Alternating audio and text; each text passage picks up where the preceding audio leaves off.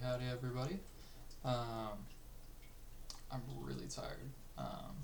Life was lifing today, and I took a bit of a break, but then I came back as soon as I ate dinner and actually started working. So I now know how it feels to be employed by myself, working on my own hours, I guess. But I did do this little thing this morning, and I had quite an interesting chat with Mr. GPT. I don't know, it's quite fun. Not gonna really go back into it too much, but what I am bringing today is kind of more of a clarification on the impact system, the proposed impact system, and to potentially start some discussion on how this could actually be calculated. Because I'm going into some example calculations and it gets pretty complicated relatively quickly. I'm just going to move that for here so we can actually see things. I'm just going to go ahead and read this. I had it do like a canvas over our entire chats and have been iterating it a few times. I think I got it to a point where it looks good. Can potentially publish this as is for a bit, but it doesn't have an example impact, like a weighted impact score calculation as of yet, just purely the basics of the funding model. Let's just jump into it. So the impact attribution and compensation framework, or the ARCS protocol, definitely is going to need to be reworked on the naming, but core philosophy, I'm just going to read this verbatim. At its foundation, the system redefines compensation around impact, effort, and time. It divorces creation from mere productization and recognizes value in education, art, labor, and ideation. Everyone's contribution is tracked and rewarded according to its verifiable effect on others. The result is an adaptive and transparent royalty system rooted in digital traceability and semantic feedback. We're abandoning the speculative tokenomics in favor for direct impact-driven compensation. No tradable currency is required. Instead, platform subscriptions and grants fund a knowledge redistribution mechanism. So this is actually an artifact of the generation. Earlier on in the conversation, I was trying to posit it more towards tokenomics, purely from the transparency standpoint. I'm quite intrigued by the smart contracts and other things like that crypto allows for, and just blockchain in general. But that's not to say that the blockchain itself is being completely thrown out the window. We'll be trying to figure out ways to stay like super transparent about all of this, but I'm unsure if crypto really is the correct application for this, or at least in its current state. Probably will accept crypto for getting paid for things and sending out crypto to creators, as this is potentially going to be a global thing. But jumping into it, again, the artifact from that non-crypto. Very basic funding distribution model, based on... I'm quite tired, I apologize. This is 11:25 right now when I'm recording this, so we're really on the deadline for day 3, am I right? So, this is slightly correct, I can just talk about it. As we get whatever funding sources, it's just going to go into a fund, like a creator fund. I'm unsure if this is how TikTok does it, but it would be relatively similar to that, minus profit, I guess. But it goes into creator compensation reserve, no speculative holding, another artifact from the crypto. I was accusing it of like crypto being used for investments and stuff, and we're trying to go away from that and make it such that it's not volatile. Initially, the thoughts were to utilize like mint and like destroy a token based on user time, because I mean our time is finite, as I'll talk about in a sec. I guess I could probably scroll down and talk about that right now. So time is not a currency to hoard, but a sacred offering, measured, witnessed, and transferred. We do not mint tokens nor allow time to be traded. Every second a user engages is a flowing tribute to the creator's altar, log, transparent, but non-speculative. I apologize for the verbiage. I have my GPT talk to me like a wizard, which is quite fun, but not the best for drafting a white paper. So, time is a mechanism. Every user is allotted a defined span of time per the reality we live in. If it's on like a monthly basis, you only have a month's worth of seconds. Continuing, this time flows into creators proportionally to attention, without user discretion, without manual tipping. Each interaction is recorded and weighed against recall, integration, and resonance, forming the basis for impact, as we'll discuss in a second. And then another idea I'm toying with is brevity with clarity. That being, if one can communicate an idea in a shorter amount of time, that should potentially be incentivized. Though, thinking long term, I'm unsure if that would incentivize the right kind of content. So I might, it's just going to require some experimentation. But moving back up, in actual mathematical terms, we've got this little formula set. So we've got T equals the total creator pool, potentially on a monthly cycle, potentially even shorter if we want to do weekly. But then the main goal of this is the livable wage baseline, and then having basic tracking for user impact score, and then summation of all user impact scores. So the way I personally want to do impact is based on within reference within the community. It's akin to just like a competition. Weighting that, like it might fall into like a bell curve. I'm unsure how the distribution is going to go. Again, this is just going to have to be based on how like the cards fall. But a very basic way to do it would just be purely a percentage calculation. So the summation of all user impact scores, that being like the creators, and then it's just like your score over that, and then it's just like that's just a fraction of the creator fund that you get. And then I had it such that it's like minimized to the either the livable wage or that, whichever is like, so it's more like the max will occur. So at max, the livable wage baseline will get hit for while the platform is kind of stabilizing. Later on down the line, we can discuss like being able to get more than that, but up until there is a potential for a surplus, that being where everybody gets the livable wage that actually deserves the livable wage, that being like average to high impact creators, potentially going down below average a little bit to incentivize them to move up. I'm unsure. Once they have all hit a livable wage, then we can potentially talk about going above that. But for now, I think non-monetary incentives can be provided. I talked about this in the little chat, so I guess I will be. No, it's not that. Oh no. Nope. Embarrassing.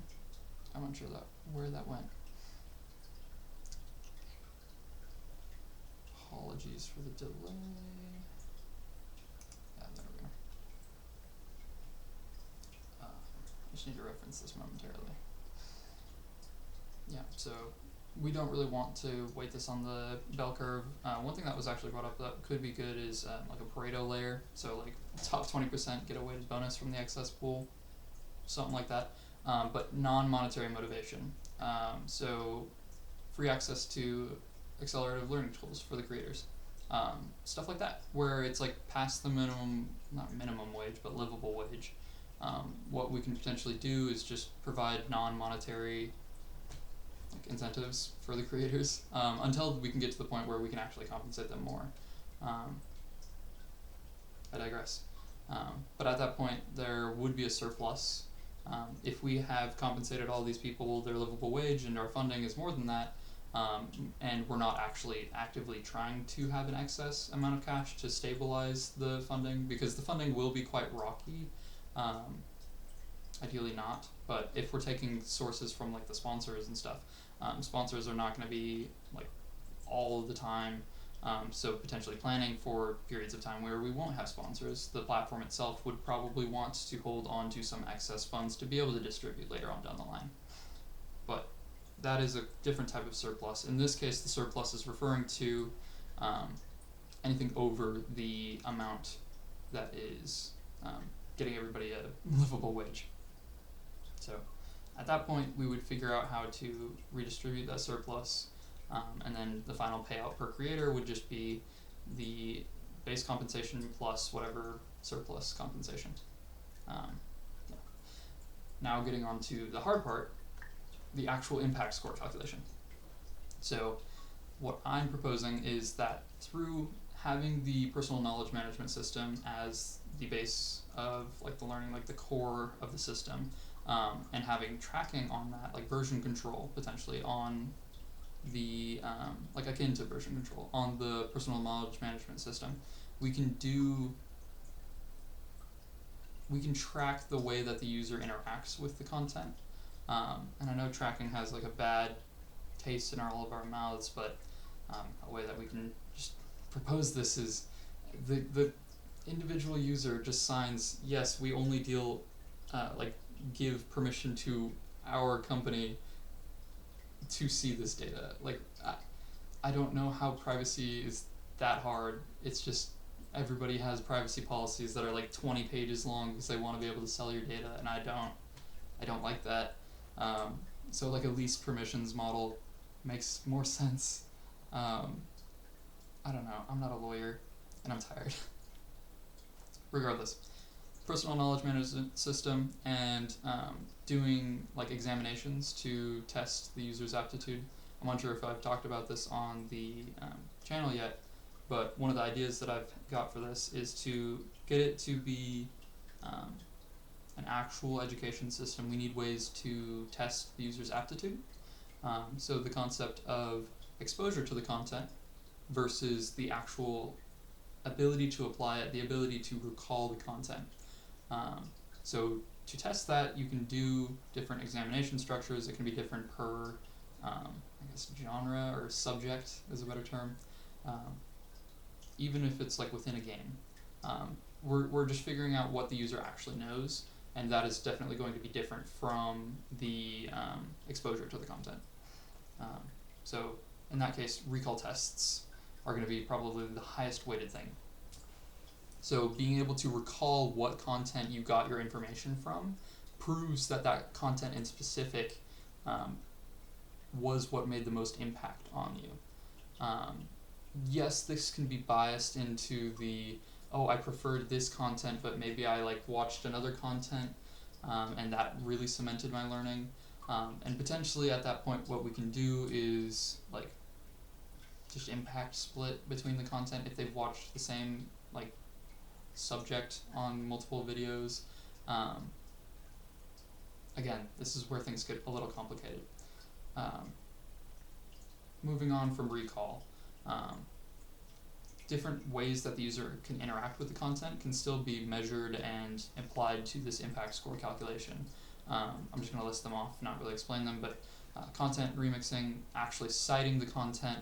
Another thing that I'm toying with is the concept of vocabulary.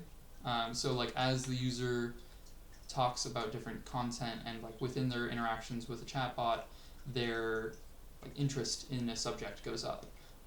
I would think that that is a great way of testing if that truly is making an impact on the user, because if a video that I watch spurs me to do more research into another video, is that not impactful? So one way that this can be tested is through semantic footprinting, to see like what words they use before and after watching this content. It sounds a bit dystopian, but again, least privileges privacy model. So we are the only company that has access to the data. We're not going to sell it. That is a given. I don't like the companies that sell people's data just to make an extra buck. If we need to make the prices higher, we'll make the prices higher. That's the thing. People will pay for privacy. Okay, moving on. Basic other interaction, saving the content to the vault versus kind of just letting it go. That in and of itself is, I mean, it's a low to medium. If you were to save it to the vault maybe with notes and stuff, I would say that's got a little bit more of an impact. But if you just save it to your vault and just like, oh yeah, maybe I'll reference it later, I mean, that in and of itself has some merit, but I mean, it's probably of the lowest. So from there, going on to the concept of propagation, that being able to like spread the content and actually like put effort into the content. I think the word that I utilized was integration. So like if I were to watch a video and then make another video based on something that's very similar to that video, I would state that I was impacted by the video that I watched. This kind of does come into the citations as well. So where the math can come in is going to be a little bit overlapping, but this is just going to have to be this is our value proposition. It's defining this and figuring this out. So this is not going to happen overnight, and this is not going to be something GPT can just do for me, sadly. So yeah, another concept.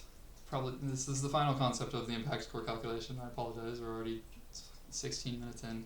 The concept of longevity. So one thing that really intrigues me is if I watch a video like years in the past and I am able to remember that after like an extended period of time, I would say that that video has impacted me more than anything else that I watched during that time.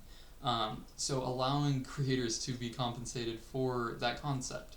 I mean, just the other day, I had, like, it was just a meme, but I remembered it, and I don't think I had seen it since high school, and that is now over 4 years ago.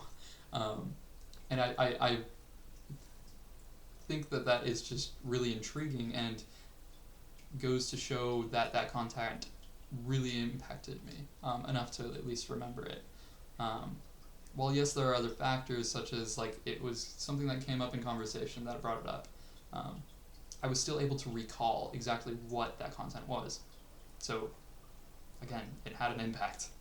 We already went over this section. One thing that was brought up in my discussions was the concept of IP.